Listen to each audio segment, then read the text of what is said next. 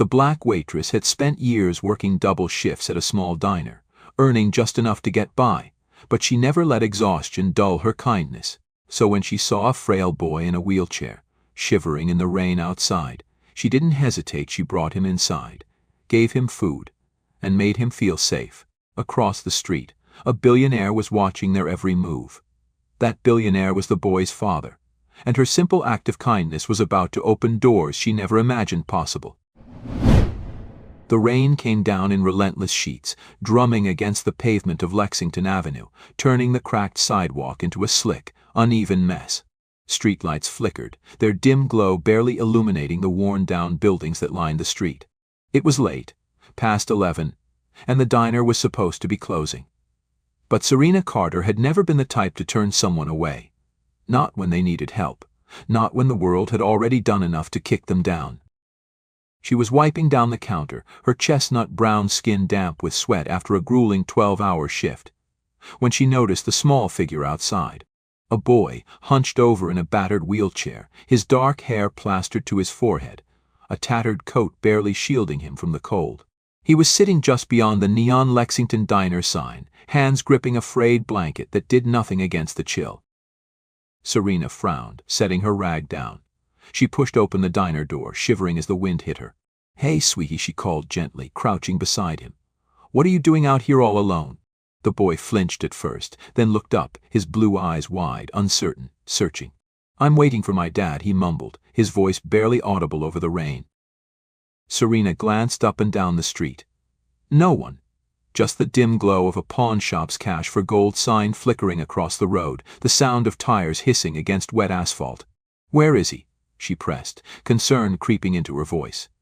The boy shrugged, pulling the blanket tighter around himself. Serena exhaled, biting her lip. She'd seen too many nights like this, too many kids left waiting for someone who wasn't coming. "Well, you can't stay out here, not in this mess," she offered a warm smile. "Come inside with me, okay? It's warm, and I've got something special for you." The boy hesitated for a second, but then, slowly, he nodded. Serena gently took hold of the wheelchair's handles and pushed him inside the diner, the warmth hitting them immediately, the scent of buttered toast and burnt coffee wrapping around them like a blanket. She led him to a booth near the radiator, draping a fresh towel over his shoulders before crouching to meet his eyes. "I'm Serena," she said, flashing another grin. "What's your name, sweetheart?" The boy sniffed, his fingers curling around the edge of the blanket. "Daniel." Serena nodded approvingly. "That's a strong name. You hungry?" He nodded, hesitantly. Serena didn't wait for him to say more. She was already moving toward the kitchen, pulling out a fresh loaf of sourdough, slicing it with practiced ease. A few minutes later, she set a steaming plate in front of him, grilled cheese, golden and crisp, with a bowl of tomato soup on the side. Her go-to comfort meal, the one her grandmother used to make when the nights were too long and the world felt too cruel. "This one's on me," she said, tucking a napkin into his lap. Daniel's blue eyes widened as he took his first bite, the cheese stretching in long, gooey strings. "This is the best thing I've ever had," he murmured, his voice laced with something close to wonder. Serena chuckled, watching as he devoured the sandwich. "Good food makes everything better," she said lightly. But inside she felt the familiar ache. The one that came when she saw someone so young, so small, already carrying the weight of the world. What she didn't know was that someone was watching. Across the street, a sleek black Bentley sat idle in the shadows, its tinted windows reflecting the diner's neon glow. Inside, Raymond Holt sat in silence, his sharp gray eyes locked onto the scene unfolding before him. At 46, Raymond was a man who had built his empire on control, precision, ruthlessness. Holt Dynamics was the beating heart of Baltimore's tech industry, a billion-dollar machine that ran on efficiency, not sentiment. And Raymond, its CEO, had spent years ensuring that nothing, no person, no emotion, no weakness could interfere with that. Yet here he was, watching, listening, thinking. Daniel was his son. And that woman, that black waitress in a cheap apron, in a run-down diner, was feeding his son for free. Raymond's jaw tightened. He had been delayed on a call, an emergency with his investors in Japan, and had told Daniel to wait by the diner for just a few minutes. He hadn't expected this. He reached for his phone, dialing quickly. "Nora," he said when his assistant picked up. "Get down to Lexington Diner. No suits, no heels. I need you there in 20 minutes. There was a pause. "Sir?" Raymond's grip on the phone tightened. "Find out everything you can about the woman who just fed my son." Then he hung up. Inside the diner, Daniel was laughing for the first time all night, swinging his legs under the table, soup stains on his chin. Serena wiped it away with a napkin, shaking her head. "Messy eater, huh?" Across the street, Raymond watched, his expression unreadable, his mind already working, already calculating. Because he didn't believe in kindness. He believed in debts. And whether she realized it or not, Serena Carter had just put him in hers. Serena wiped her hands on her apron, glancing toward the diner window as the rain kept falling, streaking down the glass in uneven trails. Daniel was finishing the last bite of his sandwich, his fingers warm now, no longer trembling. His face had lost that wary tightness, that guarded look that kids his age shouldn't have to wear. She felt a small swell of satisfaction, one more person, one more moment of kindness. That was enough for her. Then the door swung open. The cold air rushed in first, followed by a woman in jeans and a hoodie, blonde hair tucked beneath a faded Orioles cap. She was out of place in the diner, not because of what she wore but because of the way she carried herself, sharp, calculated, assessing everything in a single glance. Serena had worked in this business long enough to recognize someone who wasn't here for the coffee. The woman's gaze landed on Daniel immediately. She softened her expression, crouching beside the boy. "Hey, champ. Time to go," she said lightly, though something about her tone was off, too smooth, too rehearsed.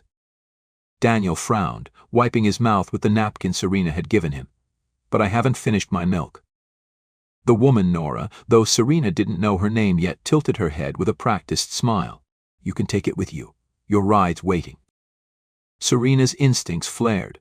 She had seen too many people dismissed, erased, shuffled off without a second thought. Too many moments where someone like her wasn't expected to ask questions. But she always did. She folded her arms, studying the woman carefully. "You know him." The woman's smile didn't falter, but her posture shifted, a subtle tightening of the shoulders, the barest flicker of hesitation. "Yeah," she said smoothly. "I'm his aunt." Serena didn't blink. She turned to Daniel. "That true, sweetheart?" Daniel hesitated just a second too long. Nora's jaw tightened. Serena had grown up in a world where hesitation could mean everything. She knew what fear looked like, what power could do when it moved in silence. She also knew that this woman wasn't Daniel's aunt. She crouched beside him, meeting his uncertain eyes. "You good, baby?" she asked, voice softer now, like a shield. "You want to go with her?" Daniel looked between them. His fingers clenched the napkin, tiny knuckles going white. "She's here for my dad," he mumbled. "I guess I have to." Serena didn't move. Her gut screamed at her to push further, to demand more, to make sure this kid was actually safe. But she had been here before, a black woman pressing too hard, asking too many questions, getting the wrong kind of attention. Still, she wouldn't send him away empty-handed. She walked to the counter, grabbed a chocolate chip cookie wrapped in wax paper, and slid it into Daniel's hand. "For the road," she said. His small fingers curled around it, and for the first time that night he grinned. "Thanks, Serena. You're the best." Serena forced a smile, but something in her chest pulled tight. She watched as Nora wheeled Daniel toward the door, the quiet tension between them thick enough to cut. Then, just before stepping out into the rain, Nora glanced back. She didn't say anything. She just looked. And Serena recognized it for what it was, a warning. Across the street, the Bentley's headlights flashed as Nora approached. The rear door swung open before she could knock, and Raymond stepped out, his broad figure framed by the glow of the diner's neon sign. The moment Daniel was safely inside, buckled in the backseat, Raymond turned to Nora. "Well?" Nora exhaled, pushing back her hood. "She's sharp," she admitted. "Didn't buy the aunt story. Almost called me out on it." Raymond's expression didn't change. But she let him go.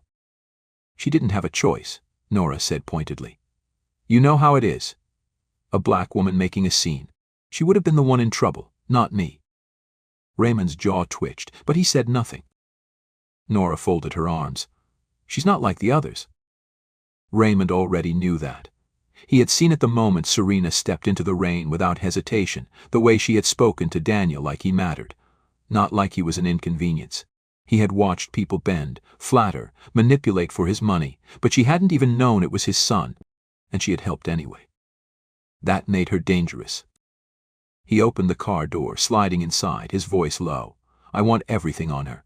Name, address, background. He fastened his seatbelt, staring straight ahead. I want it on my desk by morning. Nora hesitated just a beat too long. Sir. By morning. She exhaled, then nodded. Understood. The Bentley pulled away from the curb, the diner growing smaller in the rearview mirror. But Raymond wasn't thinking about the city lights or the traffic ahead. He was thinking about Serena Carter and the debt he owed her.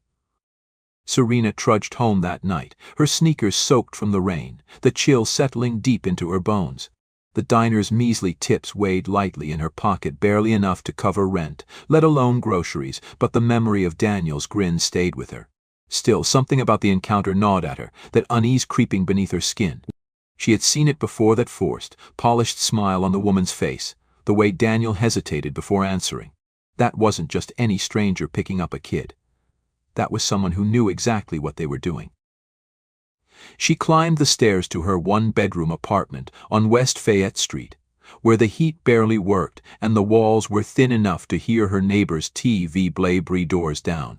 The second she shut the door behind her, she leaned against it, rubbing a hand down her face. She had learned a long time ago not to get involved in things that weren't her business. But this felt different. This felt wrong. Before she could shake the feeling, a knock sounded at the door. Serena stiffened. No one came by at this hour. She peered through the peephole and her stomach flipped. A man stood on the other side, tall, broad-shouldered, dressed in an expensive black coat that looked like it cost more than her entire rent. His face was sharp, his gray eyes cold and assessing, like he had already taken her apart in his mind before she even opened the door. She didn't open it. Who is it? A pause. Then, a voice deep, controlled. Too controlled, Raymond Holt. That name meant nothing to her. What do you want? She asked, keeping her hand on the lock. Another pause. To talk. Serena's gut screamed hell no, but curiosity won out. Slowly, she unlatched the door and opened it just enough to see his face clearly. He didn't belong in this building, in this part of the city, in her world. I don't know you, she said flatly. His expression didn't change. No, but you know my son. Serena's pulse skipped. She studied him carefully now, the way his presence filled the tiny doorway, the way his coat was still damp from the rain but his shoes were spotless. This was money. Power. The kind that could break people without ever lifting a hand. Her grip tightened on the doorframe. Daniel, she said slowly, you're his father. His nod was barely perceptible. I was across the street last night. The chill that had settled in her bones turned sharp. You were watching. I was. Serena exhaled through her nose. So what? You here to complain that I fed your kid? No. Raymond's gaze flickered, unreadable. I'm here because I don't believe in charity, but I do believe in paying debts. And then, without waiting for her response, he pulled an envelope from his coat and placed it on her rickety kitchen table. Serena didn't move. Slowly, she glanced at the envelope, thick, expensive, the kind of paper that had weight. The kind of paper that meant whatever was inside wasn't small. She swallowed. What is that? A job offer. Serena's brain stalled. She blinked up at him. A what? Raymond tilted his head slightly, as if gauging how much patience he was willing to grant her. A job. At Holt Dynamics. 6 figures. Benefits. The works. Serena let out a sharp, incredulous laugh. You think I want to work for some rich white man who thinks handing out a check makes us even? Raymond didn't flinch. I don't think you want charity, Serena. That's why I'm not offering it. Her name in his mouth made something tighten in her chest. She folded her arms. You don't even know me. I know enough. His voice was steady, unshakable, like a man who never asked, only decided. I know you gave my son food without expecting anything in return. I know you didn't treat him like an inconvenience. I know that's rare. Serena swallowed hard, trying to ignore the way his words knocked something loose in her ribs. She looked back at the envelope, at the ridiculous weight of it sitting on her table. And what exactly would I be doing at Holt Dynamics? Making coffee. Raymond's mouth twitched, something like amusement ghosting across his face before it vanished. No, you'd be working directly with me, handling negotiations, public relations. You're good with people. I need someone like that. Serena snorted. You don't need me. You've got a company full of Ivy League grads who'd slit each other's throats for a job like that. Raymond's expression finally shifted just slightly.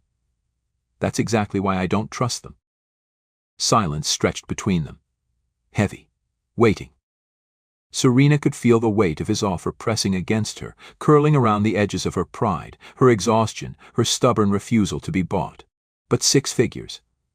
6 figures meant no more late rent, no more living paycheck to paycheck, no more nights wondering how she'd stretch her last $20. Her mother's voice echoed in her head. Never owe these people anything, baby. You know they don't give without taking. Her jaw clenched. Why me? Raymond held her gaze, and for the first time something in his eyes flickered. Because you saw my son, he said, voice lower now, like it almost cost him something to say. Not my money, not my name. You saw him. Serena's throat tightened. She looked at the envelope one last time. Then, slowly, she picked it up. I'll think about it, she murmured. Raymond studied her for a long moment, then gave a curt nod. Good. And then, without another word, he turned and left. Serena stood there long after the door shut, the weight of the envelope in her hands feeling heavier than it should. Because she already knew. She wasn't just thinking about it. She was going to say yes. The first day at Holt Dynamics felt like stepping into another world, a world where everything gleamed too bright, where money smelled like freshly polished marble, and the air was thick with power. Serena walked into the towering glass building in a department store blazer and thrifted heels, feeling every pair of eyes snap toward her the moment she crossed the lobby. It wasn't the kind of attention she was used to. It wasn't curiosity. It was evaluation, calculation, judgment. She kept her head high, shoulders squared. She had worked in places where people underestimated her before. She knew how to hold her ground. Raymond was waiting in his office, a sprawling, sleek space with floor-to-ceiling windows overlooking the city, a desk so pristine it looked more like an art piece than something actually used for work. He didn't look up when she walked in, just gestured toward the chair across from him. You're late. Serena arched a brow, sitting. By 2 minutes. Raymond finally looked at her, gray eyes sharp. That's 2 minutes I don't get back. Serena exhaled, shaking her head. She had barely been here 5 seconds and he was already starting. Look, you want me here or not? Raymond leaned back, studying her. That remains to be seen. Before she could fire back, the glass door opened and Nora walked in, a tablet in hand, her expression unreadable. Serena didn't miss the way the woman's gaze flickered over her, like she was assessing whether or not she belonged here. Spoiler alert, she had already decided she didn't. Ms. Carter, Nora said smoothly. Welcome to Holt Dynamics. Serena met her gaze head-on, a slow smile curling her lips. Oh, we're doing last names? All right. Good to see you again, Ms. Winters. Something in Nora's eyes flickered, just for a second, before she turned her attention back to Raymond. I've prepared the reports for the upcoming negotiations with the Orion Group. She handed him the tablet, barely sparing Serena another glance. Would you like me to brief her on company protocols? Raymond didn't even look up. No, I will. Serena wasn't sure if that was a good thing or a warning. Nora only nodded, but before she left, she hesitated just slightly at the door, glancing back at Serena once more. Good luck, she murmured. Serena tilted her head. The way she said it didn't sound like encouragement. It sounded like a warning. She didn't have much time to think about it before Raymond was already diving into work. No small talk. No settling in. He pulled up a file, sliding it across the table. Orion Group, he said. They want to push through a contract that would cut labor costs by outsourcing jobs overseas. That means layoffs. Thousands. Serena skimmed the file, her stomach turning. And you want me to what? Convince them not to. Raymond's gaze didn't waver. I want you to do what you do best, red people. Serena sat back, crossing her arms. So let me get this straight. You brought me in because you think I can, what? Charm my way into getting these billionaires to grow a conscience. Raymond didn't blink. No. I brought you in because I think you understand something they don't. Serena narrowed her eyes. And what's that? He leaned forward slightly. That people who have nothing to lose fight the hardest. The words hit something deep in her ribs, something unspoken but true. She stared at him for a long moment, then exhaled, shaking her head. You know, you talk in riddles a lot for someone who runs a tech empire. For the first time, the corner of his mouth twitched almost a smile, but not quite. And then, just like that, the moment passed. Meeting's at noon, he said, standing. Try not to be late. Serena rolled her eyes but didn't argue. She had a job to do. The conference room was colder than the rest of the building. All steel and glass, like it had been designed to make people uncomfortable. Serena sat beside Raymond at the long mahogany table, facing three men in tailored suits, each one radiating the kind of confidence that came from knowing they could buy and sell entire lives with a single stroke of a pen. The leader of the group, Philip Langford, 60, white, hair slicked back like old money arrogance, was a birthright, barely even looked at her. Serena had dealt with men like him before, the ones who only saw value in people who looked like them. She didn't let it show. Raymond opened the conversation, cutting straight to the point. You want to move production to Taiwan. You say it'll save costs, increase efficiency. He paused. I say it'll destroy a workforce that's built this company's infrastructure for over a decade.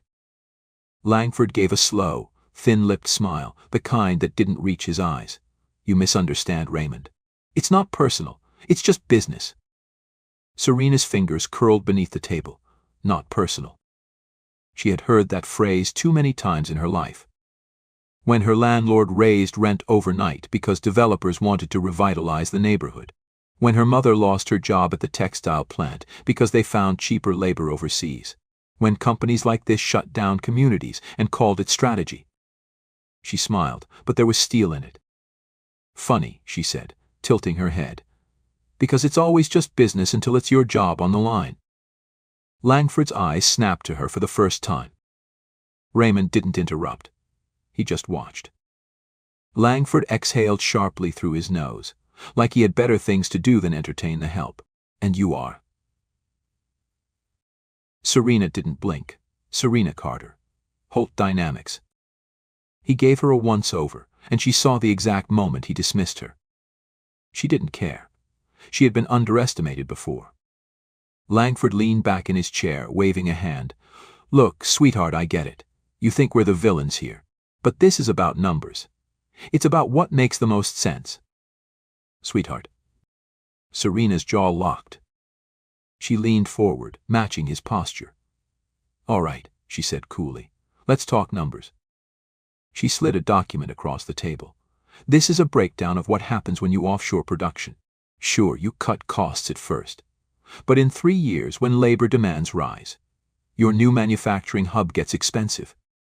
You'll spend millions restructuring, rehiring, and dealing with PR disasters when the headlines read American workers betrayed for profit. She tapped the paper.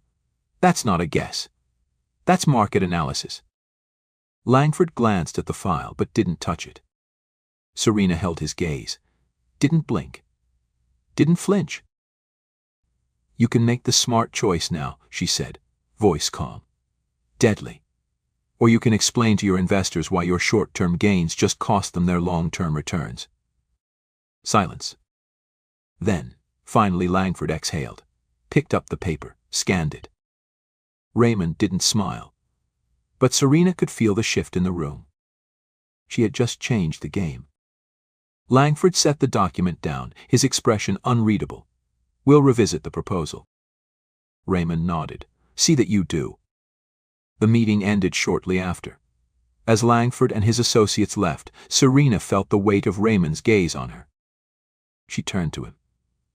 "Well?"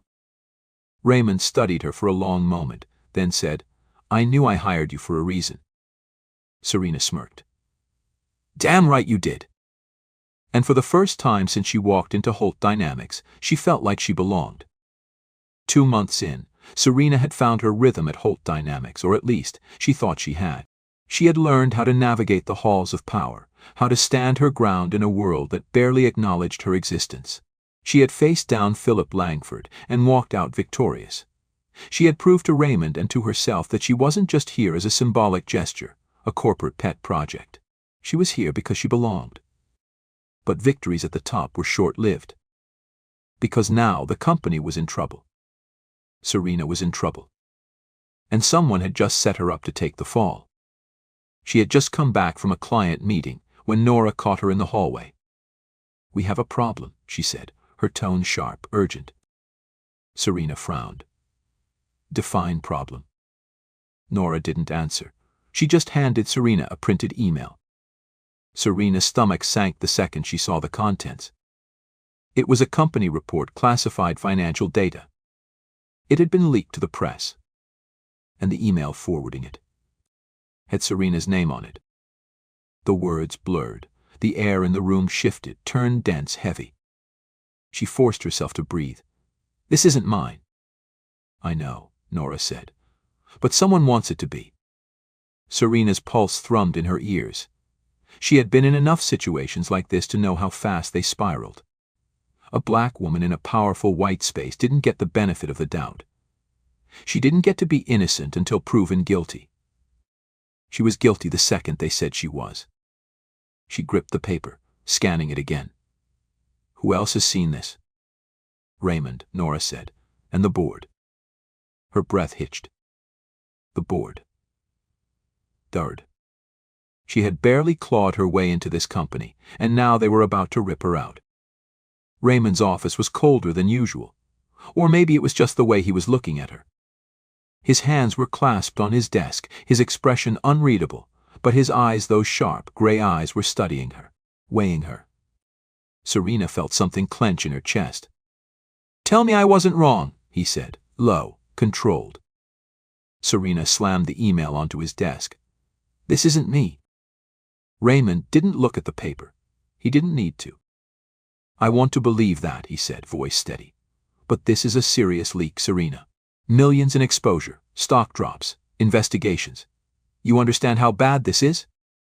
Serena leaned forward, hands planted on his desk. "I understand perfectly. I also understand that whoever did this knows exactly what they're doing. I was the easy target, right? The outsider. The black woman with too much confidence. Who's going to believe me over some executive who's been here for 10 years? Raymond didn't flinch. But he didn't disagree, either. The silence stretched too long. Serena's nails dug into her palms. "Do you think I did this?" Raymond held her gaze. "No." The breath she had been holding finally released. "But," he continued, "the board does."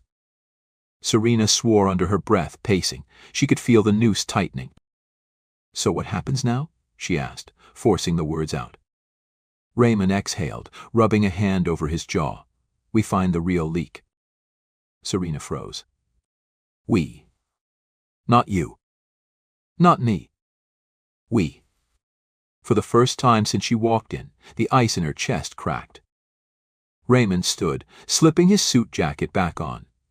Nora's already running a trace on the email's source, but it was routed through an external server. Someone covered their tracks well. He met her gaze. "We'll have to be smarter." Serena crossed her arms, leveling him with a look. "And what if we don't find them in time? What if the board decides to cut me loose?" Raymond's jaw tightened. "Then we make them regret it." Serena studied him. Raymond Holt was not the kind of man who made promises. But for the first time she believed him. And whoever had set her up, they were about to find out exactly what kind of fight they had just started. The truth unraveled faster than they expected. Serena and Nora worked through the night, combing through server logs, tracing digital breadcrumbs. Whoever had framed her had been careful but not careful enough. The leak had been routed through a secondary account, one tied to Eric Calloway, a senior executive with 10 years at Holt Dynamics and a reputation for keeping his hands clean while letting others do his dirty work. By morning, they had enough evidence to bury him. Serena stormed into the boardroom before they could summon her like a criminal. The air was thick with tension, dozens of polished, powerful men in tailored suits staring her down like she was already gone. Raymond sat at the head of the table, unreadable. Miss Carter, one of the board members, an older man with a thin-lipped smirk, gestured to the empty seat across from them. "I assume you know why you're here." Serena didn't sit. She never planned to. "I do," she said, voice steady. "And I assume you all know you're about to make a very expensive mistake." A flicker of amusement crossed Raymond's face, but he didn't interfere. Miss Carter, the board member, started, but she cut him off. "I was an easy target, right?" she said, pacing. "The new hire. The outsider. The one you could pin this on and sweep under the rug." She stopped, placing a thick folder on the table. "Except you picked the wrong one." She slid the folder toward them. Silence stretched as they skimmed the documents, their expressions shifting from dismissive to something closer to alarm. Eric Calloway sat 2 seats down, his face paling by the second. "These are traced emails," Serena continued. "Bank transfers. Call logs with reporters. All of them linked to Calloway. Not me." She crossed her arms. "And before you ask, yes, our legal team already has copies. And so does the press. So if you want to talk about damage control, I'd start there." A murmur swept through the room. Calloway shot to his feet, his voice a little too sharp, too desperate. "This is ridiculous. She's bluffing." Serena turned to Raymond, lifting a brow. "Am I?" Raymond finally spoke, his voice as sharp as cut glass. "No, she's not." The words landed like a blow. Calloway's mouth snapped shut. Raymond stood, adjusting his cufflinks. "Effective immediately, Eric Calloway is terminated. Full legal action will be pursued." He let the weight of his words settle before turning his attention to the rest of the room. "And if anyone else in this company thinks they can play the same game, let this serve as a warning." The silence that followed was absolute. Serena didn't smile. She didn't need to. She had won. 2 weeks later, she stood beside Raymond at Daniel's graduation. The boy grinned up at her from his wheelchair, holding his diploma like it was the greatest prize in the world. "I told you I'd make it," he said, chest puffed out. Serena laughed, ruffling his hair. "Never doubted it for a second." Raymond watched them, his usual cool exterior softer somehow. "You did good, Carter," he said. She smirked. "Damn right I did." Daniel glanced between them. "Are you guys gonna hug or something?" Raymond sighed. "Absolutely not." Serena rolled her eyes. "God, no." Daniel just grinned. For the first time in a long time, Serena felt like she had built something real, something that mattered. And she wasn't done yet. Years later, Serena Carter sat in the executive office of Holt Dynamics, her name now engraved on the door as Vice President of Corporate Strategy. What had started as a job, a challenge, had become a mission. Under her leadership, the company expanded its ethical labor initiatives, launched mentorship programs, and built partnerships with minority-owned businesses. Across town, a new community center bore the name Carter Holt Foundation, funding education and job opportunities for underserved youth. And at its ribbon-cutting ceremony, Daniel, now a college freshman, stood beside her, grinning like the kid who once got a free meal in a diner. Because kindness. That was the kind of investment that always paid off. Join us to share meaningful stories by hitting the like and subscribe buttons. Don't forget to turn on the notification bell to start your day with profound lessons and heartfelt empathy.